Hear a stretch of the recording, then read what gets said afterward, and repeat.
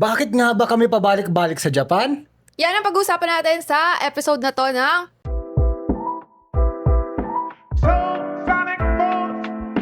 Tara Podcast. Welcome kayo dito, guys. I'm Jamie. And I'm John. So, kami nga pala ay nakapag 12 trips na sa Japan. Ikaw pala 13. Ako 13, plus hindi one. pantay.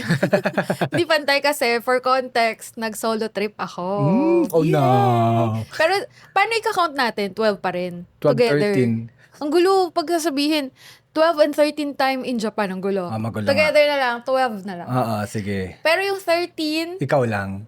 ako lang. Pero yung totoong 13 natin, coming soon. Oo, sobra. O, di ba? Ano? Totoo. Totoo talaga yung topic. Bakit tayo pabalik-balik ng Japan? Kaya ayun yung pag-uusapan natin ngayon. And natuwa ako kasi yung isang reel. Actually, yung topic na yun is not really about Japan. Pero yung reel na pinost mo kasi tungkol sa Japan. Tapos ang nakalagay nga bakit pabalik-balik. And ang daming nag-comment. Ang daming nakarelate. Daming nakarelate. Kaya sila nag-comment na sila din daw pabalik-balik. Bakit nga ba? Kaya nga yan yung yung napili natin topic kasi alagad tayo ng viral eh. Joke lang. Hindi, tsaka kulang yung reel na yun eh. Oo, ang dami natin. Isang reason lang yun yata yung nasabi natin doon, or Oo. maybe two. Parang bigla lang yun talaga, hindi yun yung main topic that episode. Pero ngayon, sige, pag-usapan natin talaga siya. Yan. Actually, kapag lumabas itong episode na to, medyo nagbigay pa ako ng additional info sa reel ko. Yan. So baka na-post na yon. So, ang isa sa mga dahilan kung bakit pabalik-balik tayo sa Japan, on my opinion, on my perspective muna, dahil gustong-gusto ko yung culture nila. Yes. Agree. Diba? Agree dyan. Hindi siguro I'm sure, hindi pala siguro. Sigurado ako, hindi pare-pareho yung reasons natin. Pero, ikaw, culture. Culture. Sige. Kasi parang doon lang so far. At based din sa mga mga nakakausap natin na traveler, na parang kakaiba yung culture ng Japan, lalo kung introvert ka matutuwa ka eh. Kasi parang meron silang respeto sa self-space. Sa personal space. Yun, oo. Oo. Mga Tsaka, ganun. parang hindi, para silang on a rush na hindi. Gets mo? Parang minimin ko doon is, yes, mabilis, lalo na sa Tokyo, mabilis yung buhay, mabilis yung, kasi work mode sila doon. Pero hindi sila yung tipong, meaning ko doon sa nagmamadali is yung tutulak ka or isisingitan ka para lang makapunta sa pupuntahan niya. Although lately may mga nakikita tayong nagpo-post na natutulak. Yung bumping man. Ibang kaso yun. Pero at na-experience ko rin yun, di ba? Oo, one time yun, di ba? Parang gusto kong sugudin yun eh. Tapang ko no? Pero ang laki nun ang laking mama nun bumunggo sa akin. Nakita niyo ba yung reel ko na sumuntok ako sa punching machine? 495 yun. Kala mo ang laki no? Pero ayun nga, tamo, napunta agad sa negative yun ha. Pero hindi kasi perfect lahat eh. Yes, Meaning totoo. natin is, mas marami lang talaga yung reason na good, na positive, kaya tayo pabalik-balik. So yung negative siguro ibang usapan or ibang topic. Pero sige, dun tayo sa main focus. Bakit pabalik-balik? Yun. So, nabanggit mo nga, di ba? Even sa Tokyo, sobrang bibilis sila maglakad. Tapos, pag pila talaga. Yeah. Hindi yung pag may space, sisingitan ka. Oo. At Ayoko saka ng normal, ganun eh. totoo ako din, normal doon na may space. Oo. Hindi talaga sila dikit-dikit pumila na tipong bumping na, I mean yung skin to skin na. Kasi di ba minsan pila na nararanasan natin sa ibang lugar, ganun. So doon may space eh. Usually, hindi talaga siya yung tipong parang magsiskin to skin. Maliban na lang sa rush hour totoo. sa Tokyo. trains. Sa train, oo. Hindi lang sa Tokyo, basta sa trains Oo na rush hour. One time, di natin alam, di natin natansya yung oras. Napasabay tayo sa rush hour sa Ueno ba yun? Or Akihabara? Around that area, tapos nagkataon pa yung nasira yung isang train ng Japan. JR yata yun. Kaya ang haba ng pila. So guys, hindi totoo yung parang yung super perfect ng Japan. May mararanasan kayo lalo kung pabalik-balik kayo yung mga train nila nasisira, di ba? So nagkakaroon din ng mga parang delay katulad ng mga MRT, LRT natin. Pero maganda doon, ang dami kasing option. Oo. Katulad nun. Nagpalit tayo ng sasakyan nun para makabalik sa hotel, di ba? Yeah. Kasi, tama, JR Yamanote line ata yun. Tapos, nakita natin grabe talaga yung haba ng pila, no? So, sabi namin, mag-ano yata tayo? Metro Pass. Oo, sa subway na lang. Subway na lang. May ibang ways naman. Yes. Pero isa pang way, taxi. Mahal eh. Kaso ang mahal. Ayun, negative Oo. yun. Negative side sa akin yun, hindi tayo nagtataxi sa Japan. Parang isang beses pa lang. Kasi no choice. Yeah. Dahil umuulan. Pero yun, ayoko din mag-taxi doon. Ang mahal. Ang kulit ng ano eh, nung flow natin. Parang, Positive, negative. oo nga eh. Parang dapat kung bakit tayo pabalik-balik. Pero kasama yun sa sa charm ng Japan Oo. eh. Yes. Yung experience na yun, kasi para siyang, pag napakinggan nila parang hassle. Oo. Yes, totoo, hassle yun. Oo. Pero hindi siya yung sobrang hassle na naranasan natin dito sa atin na lang. Kasi ako, nagko-commute ako dati. Pag talagang nasiraan ng MRT, sobra, wala ka na masasakyan. Kasi pagbaba mo sa bus, sobrang haba din.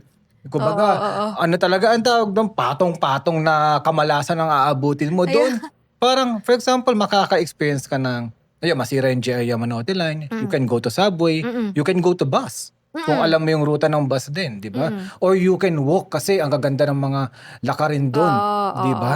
Yun. Positive yun. Maganda at masarap maglakad sa Japan kasi ang ganda ng sidewalk, ang lawak ng mga lakaran. Tapos, sumusunod talaga ang mga tao, pati ang mga may sasakyan sa traffic light. Yeah, kumbaga parang doon ako hindi talaga takot tumawid. Ako din. Oo. Di ba takot ako tumawid? Oo. Doon hindi. Oo nga, proud nga ako sa'yo kasi nag-solo travel ka, nakakatawid ka. Yun yung isang wino-worry ko nun. Paano tatawid yung batang ito? Tapos sinabi mo nakatawid ka, yay, big girl na siya! Totoo, guys, totoo. Takot akong tumawid kahit saang bansa. Kahit sa Pilipinas. Kahit saan. Pero sa Japan, hindi. Kasi nga, kapag nakita mo yung stoplight, hindi talaga aandar yung sasakyan. Although, meron na rin, kunyari, naka-go yung pedestrian tayo, naka-green light, makikita mo pagkalampas mo, dadaan na yung sasakyan. Kahit naka-stop pa siya. Yeah. Pero papadaanin ka muna niya. Hindi siya makikipagpatentero sa'yo. At May mga ganun na. nakita ko yung Ano? yung nagmamaneho, ibang lahi eh. Totoo ba? Oo, kasi usually pag Japanese, based on my experience pero mahirap na rin kasi i-distinguish Oo, yung mahirap i-distinguish. Japanese, Chinese, Korean. Pero yung kasi iba talaga lahi. Ibang kulay, iba talaga. Mga kamukha ko. Yan, ganyan. Balbasarado. Oo. Pero feeling ko, eto, based naman sa observation ko, baka magkaiba tayo observation. So, guys, iba-iba talaga tayo ng mararanasan, di ba? Kahit kami. Sa akin pag countryside, parang mas medyo maluwag sila. Oo, totoo. 'Di ba? Yung tipong yun nga, naka-go naman yung pedestrian, naka-green light, tawid ka na, pero kahit naka-green pa yung pedestrian at nakalampas ka na, aandar na yung sasakyan kahit naka-stop pa siya dapat. Pwede na siguro, I don't know, but sa parang countryside talaga. usually sa countryside Even, parang medyo sila, mas maluwag. Even tayo, even yung mga pedestrians din. Nakikita ba? Di ba, for example, naka-red pa, Oo. tapos wala namang sasakyan. Kumbaga, meron talagang tatawid na. Alik yung nakikita natin sa social media na tinan mo sila yung mga Japanese hanggat hindi pa red, hindi pa tatawid. Sa countryside, mas talamak yun. Countryside. Yeah. Baka may mambash na naman Oo nga sa pala. atin. Country. Sabi ko na nga ba, pag nabanggit ko to, iinisin mo lalo Oo, inisin ko sila. Pero tama yun. Nakalimutan ko. Countryside. Yan. For context dun sa mga bagong nakikinig ngayon. Kasi nga medyo maraming nanood ng reel na yon. At aminado naman tayo, aminado ako. na mali yung pagkakabanggit mo nung word na country. Country, Oo, ang country sabi mo. ang sabi ko. Pero ang totoo dapat country. Yeah. Yun yung tama pronunciation. Kami, nakikinig naman kami sa mga nagko-correct. We are thankful, we are appreciative sa mga ganyan kasi nga, may malalaman tayo bago. Pero yung mga ibang magko-comment pa na nakakaanoy, ano ba yan, ganyan. Yung ida-down ka pa, meron pa nagsabi doon, frequent traveler pero hindi alam yung pronunciation ng country or country. Basta parang nangiinis sila ganun. Okay lang. Ako, in my perspective, wala nga eh. Sabi sa'yo, iinisin ko pa kayo, yung mga feeling perfect dyan, country. Sira ulo ka. Hindi. Sige, back to topic. So, countryside. Oh yeah, sa countryside. Parang ganun, yung observation ko. Tumatawid din yung mga locals kahit nakastop. Basta totoo. wala nang sasakyan. Talagang ko doon, sinasabi ko sa'yo yun, pinapansin natin na, dyan tinan mo, tumawid sila mukhang okay, mukhang pwede dito or mukhang hindi sila ganun kahigpit dito. At gagawin din natin yung pag-break ng minimal rule na yon kung may gumawa din. Yes. ano tayo observation first. Yeah. So parang kung okay sa locals at marami naman at wala naman nahaharm, pwede siguro. Parang ganun. Yes. Pero most of the time, hindi. Lalo na sa Tokyo. Oo, hindi Wag talaga. na wag ka talaga. Parang nangangati yung ano mo, no? Yung paa mo, lalo pag nagmamadali ka. Pero Parang mga 10 steps lang, no? Tapos Oo. naka-stoplight. meron pa nga, hindi lang 10 steps, parang mga 5 lang. Yung talaga iskinita lang. Ayun. Something kakaiba sa Japan. No, may stoplight pa rin kahit sa ganun kaliliit na tawiran. Kasi kung mahilig ka rin sa rules or kumbaga mahilig ka, ang tawag doon, sumunod sa rules, magugustuhan mo yung Japan eh. Pero sabi nila, pag tourist ka, okay doon. Pero pag ikaw naninirahan doon, sobrang raming rules, sobrang unwritten rules, parang medyo suffocating eh. Sabi din, meron akong friend, I remember, di ko makakalimutan yung kwento niya. Nakapangasawa kasi siya ng Japanese. Filipino siya, nakapangasawa siya ng Japanese.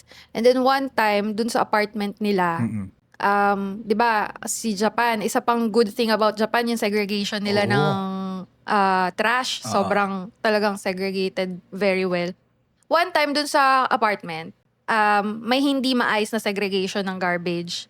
Siya yung unang napagbintangan. Maybe because lahi, sabi niya, feeling niya, yun yung naramdaman niya. Kasi nga, bakit siya agad daw yung naisip na nagkamali ng segregation? Ang totoo hindi siya. Alam niya kung paano eh. So, isa yon sa, hindi ko makakalimutan kwento na pagka dun ka na daw nakatira, iba na versus pag tourist ka or traveler. Yeah. Marami din akong naririnig ng mga stories na gano'n. Pero para sa akin mukhang mas maganda pa rin manirahan doon compared dito kung talagang sumusunod ka talaga sa sa mga disiplina. Pero kung gusto mo na medyo maluwag talaga, like yung parang gusto mong mag-videoke sa bahay mo, gano'n. O kaya gusto mo ng medyo masaya, dito pa rin talaga. Pilipinas pa rin. Pilipinas pa rin yung talagang may kita mo, may mga bata naglalaro sa streets, gano'n. Doon kasi ang laruan talaga nila sa playground. Even in the countryside, gano'n. Countryside. O bakit naging British na? Actually. So, naisip ko pala doon sa part na yon na, sige, sa Pilipinas, napunta ng Pilipinas. Yung humor din. Yung humor, tama. Pati yung friendship, iba daw eh. Iba daw yung connection kapag ng ibang bansa, stick na lang tayo sa Japan, mahirap daw makipag-friends. Compared sa culture nating Pilipino, na madali lang kumonek, tapos medyo hindi ganun ka-strict. Alam naman natin yan dito sa Pilipinas. So, yun yung mga negative yun. Oo nga eh. Positive ng pinasira. Kung saan lumili ko yung topic na to. Pero gusto mo, balik tayo. So sabi mo culture. Culture. Ano pa? Yun nga, as an introvert, matutuwa ka doon eh. Kumbaga, they value silence. Sa trend pa lang ang tahimik. Wala lang papatugtog ng phone, ng walang headset, na hindi ko alam kung bakit mura lang naman, 200 pesos yun. Bakit ayaw nyo bumili ng earphone? Earphones? Oo. Pati hindi lang nagpapatugtog. Wala doon masyadong, hindi ko sabihin 100% kasi meron din tayong na-experience nun sa train, pero French siya. Na nakikipag-usap sa phone na medyo malakas. Tas mula pumasok siya hanggang bumaba ng train, talagang may kausap siya sa phone, which is, hindi dapat yun doon eh. Train etiquette yun sa Japan. Yun isa sa gustong-gusto natin. Pag nasa train tayo, ang tahimik. Ang sarap lang mag-browse sa phone, tumingin sa window, sa labas, sa view. Tapos walang maingay. Most of the time, walang maingay. At kung may maingay man, ibang lahi talaga. Na-experience ko French nga. Meron pa. Bonjour.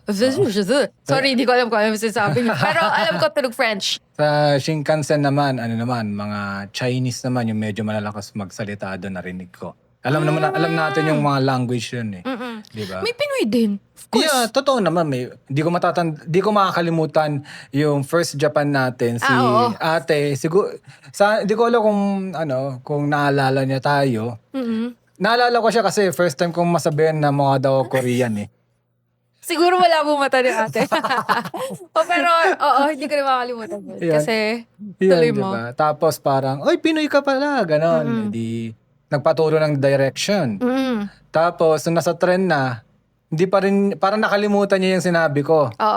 Bigla ba naman, sumigaw? Sumigaw siya na nasa loob ng train. Yeah. Nagtatanong siya kung parang saan siya bababa ata or Oo. saan yung direction na pupuntahan niya. So, medyo off yun. Oo. Kasi nga, at anong nangyari doon, talagang lumapit pa ako kahit medyo malayo kami kasi nga bawal yung ganun eh. oo, nakakaya eh. Sumigaw kasi siya eh. Kasi layo niya eh, nagtatanong. Don't So do yun, that. don't do that. So yun yung isang gustong gusto ko nga sa Japan.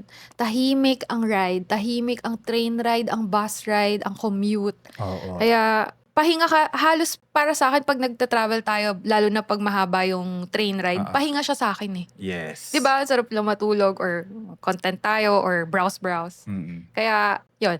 Transportation. Yeah. Yung susunod, parang naka-design talaga yung Japan for introverts. Mm. Kasi parang very minimal yung mga usapan. Oo. Parang ayaw nga nilang makipag-uusap eh. Na hindi for everyone. Sa atin Oo. okay lang. Kumbaga lahat ng information either nandun na sa mga signs, sa mga kumbaga yung ibibigay sa yung mga parang pamphlet ba yon sa mga hotel. 'Di ba? Kumbaga nandun na lahat.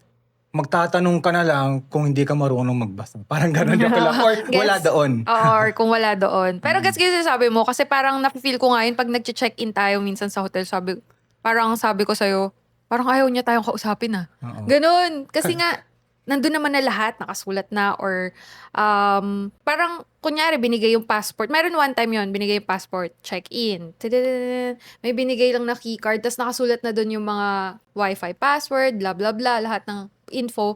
Pag binasa mo yun, okay, thank you. Magta-thank you ka na lang din kasi nandun na wala ka na itatanong. Kaya minsan feeling ko, ayaw ba nilang makipag-usap? Yeah. At Pero wala namang kaso sa atin, 'di ba? Kasi Yeah. mas less usap, edi mas mabilis din tayo makaka-check-in. yes. At kung pupunta ka, nasa room, halos nandun na lahat ng information. Lalo na sa APA Hotel. Pagbukas mo ng TV, ayan na lahat ng information. Wag na kayo magtanong sa amin, please lang. Kung baka bumaba na lang kayo kung gusto nyo ng extra pillow. Oo, yan yung mga wala doon. Pero tama ka sa TV nga, no? Nandun na mga info. Yun. Okay lang yun sa atin. Pero Yeah. parang meron akong nakausap, parang hindi niya yun masyadong bet eh. Yung pagiging ganun ng mga Japanese. Na yes, they're helpful, pero parang kulang daw ng human connection. Gets ko yung minimin niya kasi favorite niya Korea.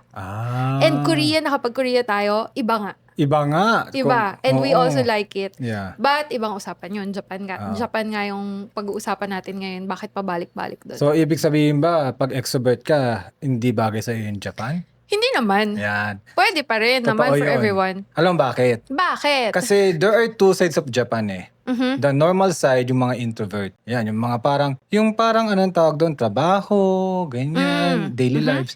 Pero pagdating ng gabi or inuman na, diyan namamayagpag ang mga extroverted side ng mga Japanese. Kasi halos lahat ng mga natin, parang organic kwentuhan is laging merong alak talaga. Kumbaga, from yatay stalls, from izakayas, from yung iyaw-ihaw, Kushiyaki. kushiyaki. Basta yun, parang mga ihaw. Oo, Oo. diba? Tapos inuman nga rin. Yeah, inuman. Basta pag ganun parang, makakausap mo sila. Magugulat na lang tayo, may kumakausap na sa atin na katabi natin or nasa kabilang table. Hindi naman siya yung usap na malalim. Like, siguro tatanungin, where are you from? Oo. May mga nagtatry mag-English in fairness naman. Yes. So yun, parang tama ka. Pag gabi, pagka-inuman time, izakaya time, lumalabas yung nila. Yung tipong parang, bahala kayo, inom kami dito, ganyan. Oo. Tsaka mas maingay sila pag Mas maingay. nag-iinom. Totoo yun. Kumbaga, yun yung para sa akin kung extrovert ka, tapos, walang human connection dito sa Japan. Nako, pumunta kayo sa izakaya. Kahit di kayo uminom, kahit kumain lang kayo, whatsoever, mag-juice. Yeah, juice. Diba, sa Kailangan yatay? uminom pag nasa izakaya. Yeah. Yatay stalls, di ba? Yaki ramen, tapos order ka ng soft drinks doon. May kakausap talaga sa'yo, True. di ba? Grabe. Yun. As Isa yun in- sa, gusto ko rin yung ganung mga biglaang connection. Tapos, di ba, knowing Japan, na ang tatahimik. Pero pagdating sa mga ganyan, grabe sila kumonek. Meron pa, isang beses, ito hindi ko to alam, kasi first time natin to naranasan, noong 2019, hindi ko alam na over pala sila mag-help. Na tipong ako na yung mahihiya. Oo. Kasi first time nga natin, 2019. So wala akong alam dun sa mga gusto kong bilhing skincare. Alam ko nag-Google Translate naman ako pero hindi ko masyadong magets or kung para saan siya. So tinry ko magtanong dun sa nasa tabi ko. Nagtanong lang naman ako. Is this moisturizer? Ganyan. Diyos ko, siguro mga 5 or 10 minutes niyang fini-figure out, oo. i-explain sa akin. Parang ako na yung nahihiya na it's okay kung hindi mo siya sure o hindi mo alam. Pwede ka nang mag-stop mag-help. Kasi ako na yung nahihiya dahil ayaw niya talagang tumigil. Yeah. Sinesearch niya pa, ganyan. Yun, ganun sila. Over sila mag-help. Yun yung gusto ko sa culture nila eh. Parang they very owned yung trabaho nila. Oo. Parang they are very proud. Even feeling ko karamihan doon hindi nila gusto yung trabaho nila. Pwede. But- Kasi nga 'di ba sabi, hindi Yeah. raw ganun ka okay ang work culture. Yeah, work culture. Pero they are giving the 100% eh. Bihira akong makakita doon na, for example, pagbaba ko natin ang Narita Airport, may nakaupo sa wheelchair, yung mga ganon. Nagpapahinga sa wheelchair. Oo, mga O ay ganon. nakaupo sa lapag Yeah. kasi walang ginagawa or break time niya. Di mo sila makikita ang ganun. No? Hindi. At saka, if ever, alam mo yung feeling, basta maging busy lang sila. Oo. Yung reception, may ginagawa ng kung ano-ano, kung inaayos yung kung ano-ano. Basta makita lang na hindi ako mukhang nakatambay. Hindi yung parang, yung may nagsa-cellphone siya, ganon. O kaya Kasi- makikipagkwentuhan sa ka-office mate Yeah. niya tapos maririnig mo na yung kwento ng buhay nila. Walang Hindi. ganun. Kasi, Mahina lang sila mag-usap. mahina lang kasi minsan meron nga doon sa, nasa, counter ng hotel. Naririnig ko naman sila mag-usap pero mahina lang. Tapos parang, ganun lang sila. Nagkakwentuhan din naman. Hindi yung parang alam mo ba? Si ganito. Ay grabe. Hindi ganun. Kaya Tsaka, parang gusto mo nang sumagot no? oo nga. Tapos hindi rin yung parang naglalaro sa phone. Kasi na-experience ko sa Taiwan, di ba? Oo, sa Taiwan. Nagsaspin. Nag-i-spin pa habang kinakausap ko eh. Di ba? Kumbaga, Ano nga sila, parang 100% yung service. Yeah. Isa yun sa gusto ko. Yung, dapat food sasabihin ko eh. Okay. Pero, kaakibat niya yung service. Kasi in terms of food, yes, isa siya sa reason why pabalik-balik tayo sa Japan. But, hindi dahil sa lasa, for me. Dahil sa service Yeah. at dahil sa kung gaano siya ka-worth it, yung binayaran mo. yes. Yung in-example mo last time na, kunyari, nagbayad ka ng 500 pesos sa meal na to. Kumbaga, yung 500 mo, sulit na sulit yung nakuha mong meal, pati yung service na nabigay nung kung ano man yung kainan na yon. Versus sa, 250 nga yung kinain mo dito sa ibang lugar, pero di ka naman natuwa. Get? So, willing to pay ka ng 500 pesos in Japan kasi nga worth it yung babalik sa'yo in terms of lasa ng food and yung service. Yung service talaga. Kaya ako nasabing hindi masyado in terms of lasa. Kasi number one for me, Korean food. Oh. Pati Filipino food pa rin. Yeah. For me ha. Pero kaya ako sinabi yung food, babalik-balik ako sa Japan kasi nga worth it. Yeah. At service. Grabe. Yan yung Grabe sila. nag-viral na reel Talaga ba? yung 500 at 250 na yan. Ayun. Tama. Naibalik kayo. And dagdag ko pa, guys, pumunta kayo sa Japan para mag-McDo. Okay? Kasi ibang-iba yung McDo doon dahil nabanggit mo yung service and food. Kumbaga kung ano yung nandoon doon sa mismo Sa menu. Sa menu, yun ang makukuha mo. And they have the best fries para sa akin, yung McDo ng Japan. And di lang Laging yun. fresh, freshly cooked. And mag-take out kayo, dalhin nyo sa hotel nyo, magugulat kayo kung gaano yung diferensya ng take-out system natin sa take-out system nila.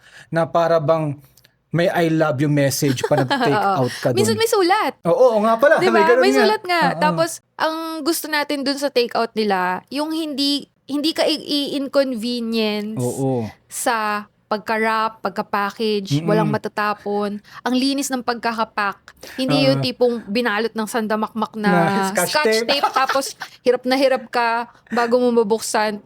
To the point na masisira na yung baso. Oo. Kasi nga, niroll yun ng maraming scotch tape. So, ang hirap-hirap inumin. Doon, hindi. Kaya, gustong-gusto ko din yun, take out nun. O kaya yung kinukut-kut-kut mo yung yung sa gravy na hindi mo pa rin mabuksan-buksan na kukuha ka na lang ng kutsilyo para Para sirain yung diba? plastic. Yeah. Kasi hindi siya napipil. Oo. Oo. Kakaiba doon. Kumbaga, yung take out ano nila, hindi lang sa McDo even nung nag-Matsuya tayo. Oo. Grabe naman, nakahiwalay yung yung mismong gyudon, yung karne sa kanin. Alam mo naman ako, medyo maarte ako minsan sa ganun, 'di ba? Nung bata ako, ayoko yung hotdog and kanin in one, 'di ba? Kasi kukulay. Kukulay doon Pero doon din. ilalagay mo naman talaga sa ibabaw. Yeah, Pero ikaw nagagawa. Oo, kumbaga, naisip nyo pa yun? Yeah. May mga tao siguro ayaw ng ipagsama yung kanin at karne.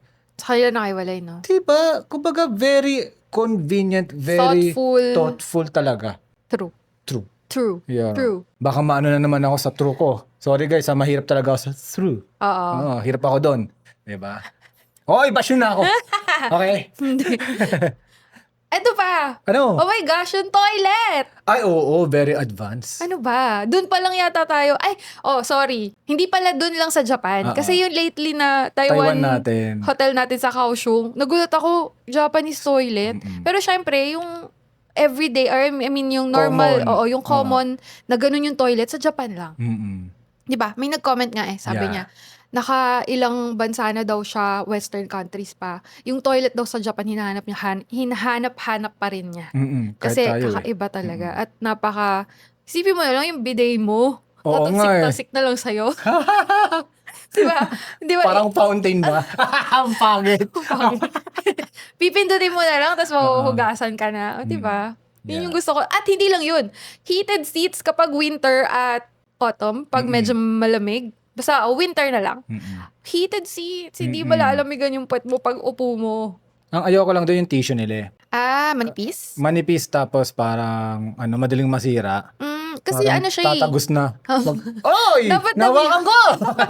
damihan mo na lang. Oo. Pwede naman siyang kasi pwede siyang itapon Tapos sa toilet bowl. Toilet bowl. Ayan. Oo, natutunaw siya or yun. Nakalimutan ko yung tawag. Basta, yun yung reason kaya manipis siya. Mm-mm. So, yun. Yeah. Isa yun. Toilet. Oh my God, toilet. Magkano ba magkaroon nun sa Pilipinas? Mm-mm. Ang dami pa no? Ang dami pa natin pwedeng mabanggit. Pero yung feeling ko yun yung mga pinaka-major. Kaya natin nagustuhan yung Japan. Siyempre, the views. Oo naman.